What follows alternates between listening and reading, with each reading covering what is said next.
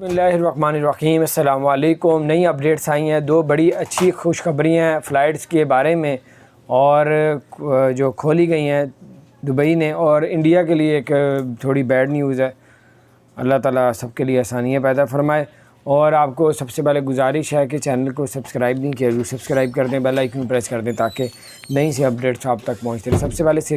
India کا بتاتے ہیں، پھر آپ کو بتائیں گے فلائٹس کس کی اوپن کی گئی ہیں اور کس کو فائدہ پہنچ رہا ہے۔ اس وقت جو ہے انڈیا کے لیے دبئی نے اعلان کر دیا ہے کہ تاحد جو ہے وہ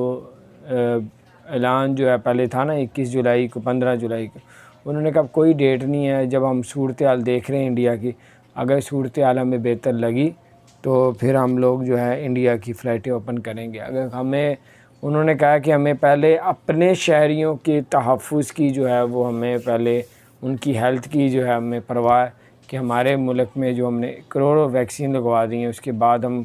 کرونا والے مریض بلانا شروع کر دیں تو حالانکہ ہر جگہ تو نہیں ہے، اب انڈیا میں بھی کافی کم ہو گیا ہوا ہے، لیکن ان کا یہ بھی بیان تھا کہ ہم لوگ اپنی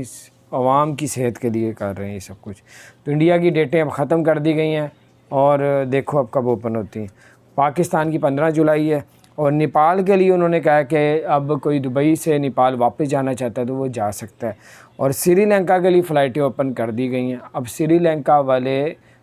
جو ہے دبئی جا بھی سکتے ہیں، آ بھی سکتے ہیں، لیکن انہوں نے کہا کہ آپ اگر سری لنکا سے آنا چاہتے ہیں تو PCR کا ٹیسٹ کروانا ہے، وہ بھی 72 گھنٹے سے پرانا نہ ہو۔ لیکن لوگ جیسے افغانستان سے دبئی چلے جاتے تھے، افغانستان سے سعودی عرب چلے جاتے تھے، اب سری لنکا کے بارے میں کہا یہ بھی جا رہا ہے کہ 15 جولائی سے دوسرے ملک بھی جو ہے ادھر سے وایا ہو کے جا سکتے ہیں، 15 جولائی سے پہلے نہیں جا سکتے، لیکن پھر بھی آپ ٹریول ایجنسی والوں سے ضرور مشورہ کر لیجیے گا، آپ کو فائدہ ہوگا۔ اپنا خیال رکھیں، چینل کو سبسکرائب کریں۔